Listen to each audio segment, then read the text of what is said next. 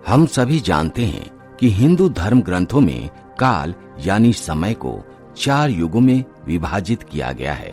सतयुग, त्रेता युग, द्वापर युग और कलयुग। वर्तमान में हम सभी कलयुग में जी रहे हैं, जिसे असंतोष, अधर्म, अहंकार, लालच और हिंसा का युग माना जाता है। धर्मशास्त्रों के अनुसार कलयुग का अंत निश्चित है और इसके पश्चात एक नए युग का आरंभ होगा। लेकिन यह नया युग कैसा होगा, आइए विस्तार से जानते हैं।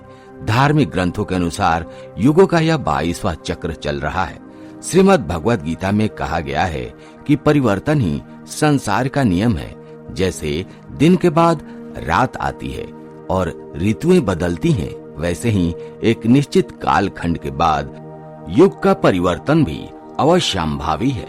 ग्रंथों में वर्णित कथा के अनुसार जब किसी ने भगवान विष्णु से पूछा कि मनुष्य कैसे पहचानेंगे कि कलयुग आरंभ हो गया है, तो उन्होंने उत्तर दिया था कि जब पाप बढ़ने लगेगा तब समझ लेना कि कलयुग प्रारंभ हो चुका है।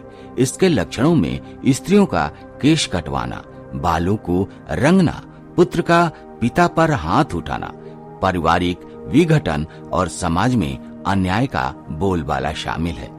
जब ये बुराइयां चरम पर पहुंचेंगी तब भगवान शिव, ब्रह्मा और विष्णु एक साथ आकर कलयुग का अंत करेंगे और एक नए युग का आरंभ होगा, जहां सत्य और धर्म की पुनर्स्थापना होगी। हिंदू धर्म ग्रंथों के अनुसार कलयुग की अवधि 4,32,000 वर्ष मानी गई है। इसका आरंभ 3,102 ईसा पूर्व में हुआ था और अब तक लगभग 5,121 वर्ष बीत चुके हैं। ग्रंथों के अनुसार कलयुग के अंत में मनुष्यों की आयु मात्र 12 वर्ष रह जाएगी। नदियां सूख जाएंगी और पृथ्वी बंजर हो जाएगी। धर्म, कर्म, पूजा पाठ और नैतिकता का लोप हो जाएगा। हिंसा और अन्याय, भ्रष्टाचार चरम पर होगा। परिवार टूट जाएंगे, भाई भाई का शत्रु बन जाएगा। स्त्रियां सदाचार से विमुख हो जाएंगी और समाज पतनोन्मुख हो जाएगा। शक्ति और संपत्ति के लिए लोग युद्ध करेंगे। शिव पुराण के अनुसार शिव पुराण में वर्णित है कि कलयुग के चरम पर मनुष्य सत्य से विमुख होकर निंदक बन जाएगा। पराई स्त्रियों पर आसक्ति बढ़ेगी और हिंसा का वर्चस्व होगा। लोग शरीर को ही आत्मा मान लेंगे और आध्यात्मिकता समाप्त हो जाएगी। ब्राह्मण वेद बेचकर जीविका चलाएंगे और क्षत्रिय अपने धर्म से विमुख होकर अपराधी बन जाएंगे। समाज में अनाचार और अन्याय का बोलबाला होगा। कलयुग के अंत में भगवान विष्णु का कल की अवतार होगा। महाभारत में भगवान श्री कृष्ण ने बताया था कि जब पाप अपने चरम पर होगा तब वे कल की अवतार लेकर अधर्म का नाश करेंगे। भारी युद्ध होंगे, वर्षा और आंधियों का प्रकोप बढ़ेगा, चोरी होगी, डकैती होगी, हत्या और अनाचार चरम पर होगा। जब समाज में कोई भी सुरक्षित नहीं रहेगा तब भगवान कल्कि का अवतरण होगा और वे समस्त अधर्मियों का संहार करेंगे। कलयुग के अंत के बाद पुनः सतयुग का आगमन होगा और सतयुग की विशेषताएं होंगी। सतयुग की अवधि 17,28,000 वर्ष होगी।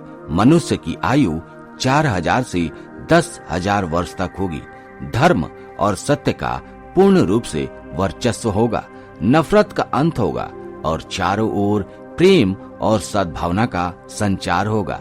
आत्मा और परमात्मा का सीधा संबंध स्थापित होगा।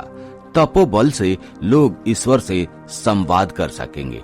लोग आध्यात्मिक और मानसिक सुख को भौतिक सुखों से ऊपर रखेंगे। यह युग स्वर्णिम युग कहलाएगा, जिसमें मानवता की पुनः स्थापना होगी। दोस्तों, हालांकि सतयुग आने में अभी लाखों वर्ष बाकी हैं, लेकिन हमें इस कलयुग में भी सतयुग की तरह जीवन जीने का प्रयास करना चाहिए।